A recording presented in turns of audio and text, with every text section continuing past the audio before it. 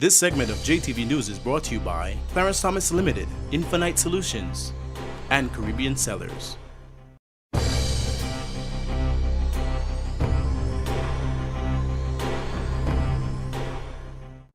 Guyana police used rubber bullets to force protesters of the Partnership for National Unity to disperse as they continue to protest the election results from November 28th, Demerara Waves reported.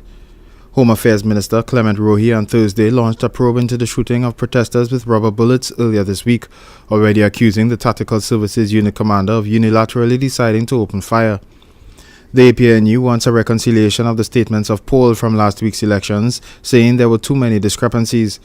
The protesters had no permits to protest, the police said, and had marched down Brickdam before making it to the Square of the Revolution. At least 4 persons were arrested.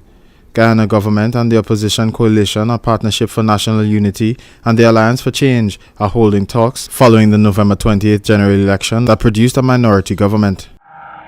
With the recently created Community of Latin American and Caribbean States, Cuba is strengthening its regional reinsertion. On Wednesday, President Raul Castro traveled to Trinidad and Tobago to participate in the 4th Cuba-CARICOM Summit, a mechanism for political change and cooperation that was officially created on December 8, 2002, during a meeting in Havana. An historic moment for this country as Cuban President Raul Castro delivers his maiden speech in this country for a summit that the U.S. government will be watching closely.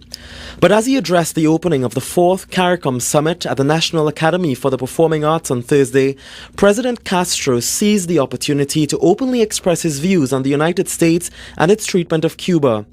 During his address to the 5th Summit of the Americas in 2009, U.S. President Barack Obama announced his intention to improve relations with the Caribbean nation. But President Castro believes the summit, which cost this country $500 million, failed. 2009 Summit of the Americas held in this city have failed to rise above the rhetoric. Even less now, when we are in a year where elections will be held.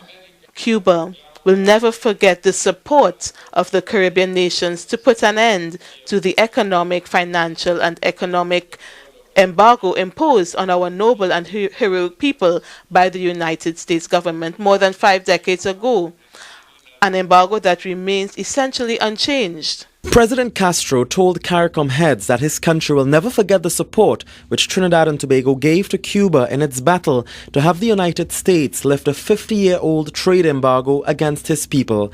He said the lifting of a few restrictions on travel and remittances by President Obama was not enough. But the Cuban leader also took larger developing nations to task for the world economic crisis, which he said had negatively impacted on innocent developing nations. He believes the modus operandi of many of the developed countries are self-serving. This is a world where the major powers violate international law and exercise their domination through the use of force, assaulting sovereign nations under various pretexts and manipulation. President Castro also blamed these larger countries for climate change and its impact on smaller island states and their failure to address the problem. 2012 will mark 40 years since Guyana, Jamaica, Barbados and Trinidad and Tobago took the bold step to establish trade ties with Cuba, and in appreciation of that support, President Castro says Cuba will host a grand celebration in their honor next year. For CNC3, I'm Kamal Georges. The Pan-Caribbean Partnership Against HIV and AIDS is well poised to undertake UNAIDS challenge of getting to zero discrimination, 0 new infections, and 0 AIDS-related deaths.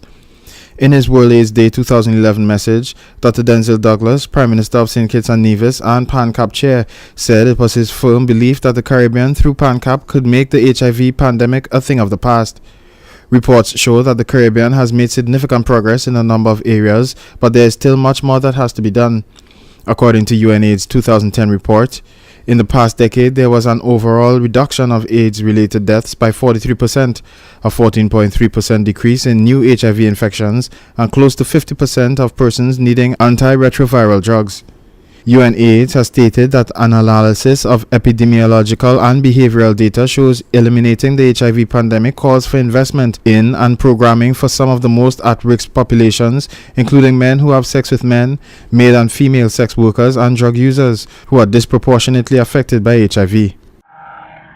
Prime Minister Dean Barrow met with the private sector to discuss ways to spur economic growth. A list of issues that range from crime to taxes was identified as hurdles to cross at the Economic Forum, titled Turning the Corner. The forum focused on means through which partnership between government and the commercial sector can aid in the continued development of a sustainable economy for years to come.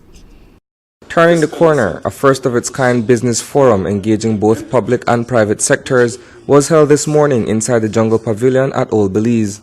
The focus of the discussion was on finding relevant means through which partnership between government and the commercial sector can aid in the continued development of a sustainable economy for years to come. At the helm of the round table was Prime Minister Dean Barrow. It is fair to say that no government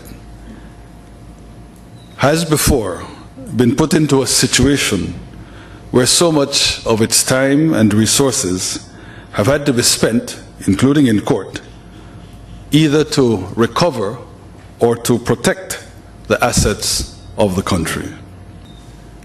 We, like everybody else, have suffered from the failures in the United States, the management and systemic failures in the United States, and of course from the global crisis that these failures helped to cause. Despite dire economic times since the global recession began in 2008, the Barrow administration has created a national development framework for the country which will span a period of 2 decades. Horizon 2030, as it is known, aims to address several concerns involving the growth and performance of the private sector, utilizing government and its activities as a primary vehicle. We've always stood ready to work with the public sector as a partner, and we never stopped working with the public sector as a partner. Partners have disagreements from time to time, and that's a reality. The fact is we both and we all want Belize to get ahead as an economy, as a country, for its people. And I think what we have to recognize is that the effort that's underway is not just about the public sector or the private sector or the both of them. It's about all Belizeans and the well-being of all Belizeans. The sooner we can all jump aboard and work together as a country, outside of any partisan politics, the faster we'll get along. To effect the decisions that were taken as a result of those concerns, a steering committee was formed, which will see a united front being taken by both private and public sector representatives. Integral to the changes which have been deemed necessary to spur economic growth are several government agencies, including the Office of the Financial Secretary, the Central Bank, Ministry of Economic Development, Customs Department, Beltrade, as well as the General Sales Tax Commissioner, which formed the head table for today's discussion. Reporting for News 5, I am Isani Cayetano. Tourism stakeholders in the Caribbean and Britain have slammed the decision by the UK government to maintain the band system used to calculate the air passenger duty. Chairman of the Caribbean Tourism Organization, Ricky Skerritt, said it is a slap in the face. The 4-band system is based on the distance travelled, which translates to higher taxes for British tourists travelling to the Caribbean. British Airways said it would reduce its plan to create 800 new jobs next year because the government's taxation policy is hostile to aviation. The APD will increase an estimated 10% next year, April. This is Walter Barrett for JTV News.